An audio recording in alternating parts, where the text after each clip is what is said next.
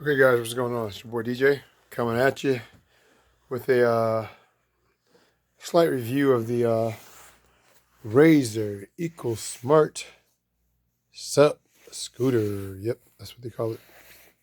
I did approximately 14 miles on it tonight. I think the temperature is probably freezing. 32 degrees, probably 33 degrees, maybe colder. So I'm sure the battery's a bit affected. But I did 13 miles and I used up 13 amp hours. Right.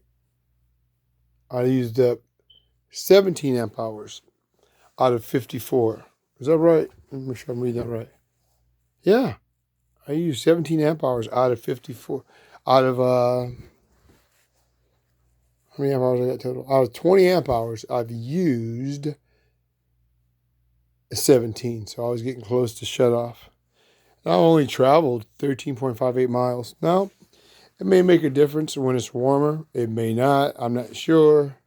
Because actually, I had one of those little hand heaters and I put it inside the deck.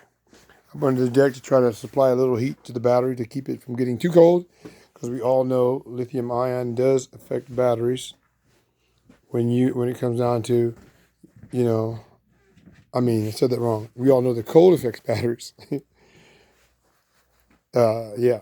So anyway, what did I think about the scooter? This scooter does absolutely great. Oh, sorry about that, guys. This scooter does absolutely great at 48 volts. I think it does. I think it does really good. So, you got the wheel size. Like I always say, it's just so much safer. Cutting through snow, no problems. Torque to get up hills because of the 48 volts to this huge hub motor on this Razer Ecosmart Sup scooter. that that motor is huge. Look at the size of that thing. That's in a 16-inch wheel.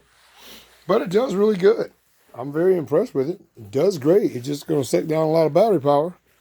A lot of battery power. They would have did much better, I believe, if they would have got a geared hub motor because they use less power and they have more torque. But the torque is pretty good, believe it or not, guys.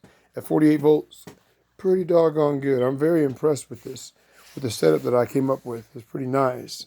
I'm hoping somebody else can come out with a better setup than me. That's what makes it fun. Seeing how good you can do it. But anyway, it's all positives except for the range. I'm not happy with the range. 13 hours, 14 miles really. Yeah, off of 17 amp hours. I think it should be better. But then again, it is cold.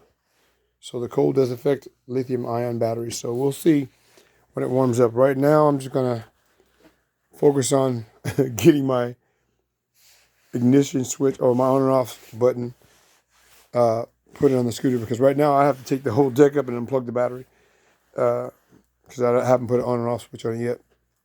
That's okay though. It's all part of the refining process. But yeah, guys. Again, go back and watch my review so I don't sound like a broken record on the Razer Ecosmart Sup scooter. I did a couple decent reviews about it. And you can see what I had to say as far as who's the scooter for, who's the scooter should be for. I would recommend the scooter for anyway. But like I said, if you're not going to upgrade the electronics and you're not going to travel over 10 miles, get the scooter. But if you're a person that likes to ride a lot like I do, don't get it unless you upgrade the electronics. If you want to know what electronics I use in it from Grin Technologies, go back and watch one of the videos where I do a review and I show you the model number, the battery, and everything. And that, because I'm not pulling that wooden deck off at this time. So I figured I'd just do a video and archive my ride tonight. The battery topped off at 54.7 volts. And right now the battery reads 47 volts. Okay? Of course, that's without any drainage, nothing pulling power from the battery. But anyway, also too, what I really liked was on my way back, I wanted to save some energy to make sure I was able to get back. So what I did was I changed the speed limit to like 10 mile an hour. So I was able to conserve power to make sure I got home. That's really nice to have that on there. That's really nice to have. So I was able to make use of that tonight. That was really cool. So I limited my top speed, but I was able to get home fine. So I'm really impressed with this cycle analyst. It's really cool because I can read the wattage, how much wattage I'm using when I'm riding this thing. It does about 20 miles an hour, 20, 21 miles an hour, the way it is now, which is not bad. It's fine for me.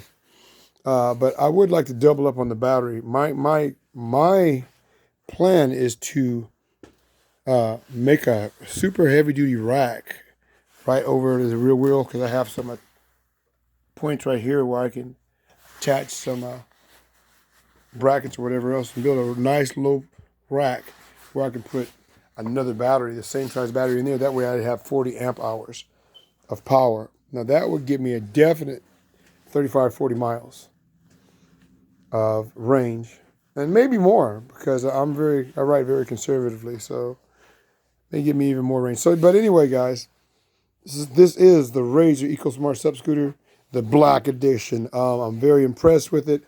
I was looking at getting the Emove Cruiser eventually because of the range, the 60-mile range. But I watched a video on that scooter that one thing turned me off about the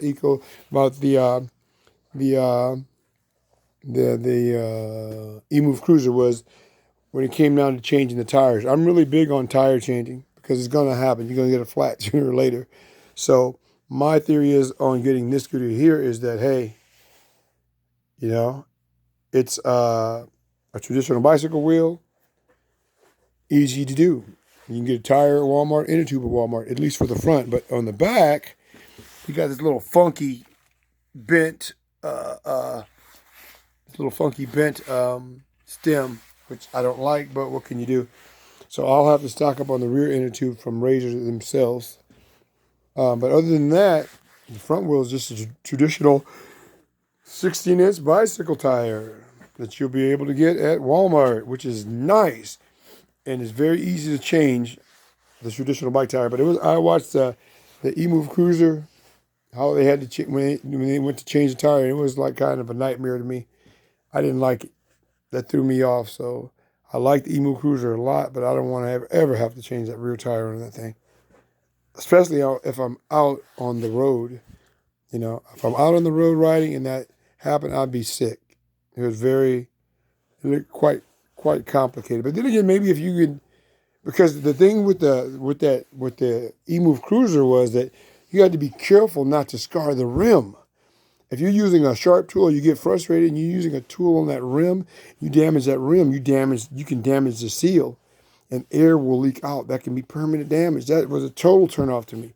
I was like, oh no, that's too much money, to be gambling with. And if I get a flat tire and you're taking, because that on the Emove Cruiser, that whole rear wheel is a direct drive motor, so that tire is tubeless. But if you break that seal, if you damage that rim or bend that metal a little bit and air starts seeping out, how are you going to fix that? So that right there sold me. I'm done looking for scooters. This is what I'm going to do. I'm going to stick with the Ecosmart and see what I can come up with. Come up with ideas out of my own head, batteries, whatever else. Because why? It's easy to change the tire. That means a lot to me. Okay? So, just want to share that thought with you. I'll stop fussing. But I don't get it wrong, folks. I really like the Emove Cruiser. It's kind of a sad day for me. Because I won't be getting the Emove Cruiser now. But anyway, I'll get over it. I'll just have to try to perfect this thing. This thing rides great again. It doesn't have any suspension, but you don't need it if you ride at appropriate speeds. That's how I feel. I felt very safe on this scooter with the big wheels, man. Bridging gaps in the street, road, sidewalk, whatever. All right, so, yeah, go ahead and watch my other reviews on this scooter. I think it's a great scooter. Later.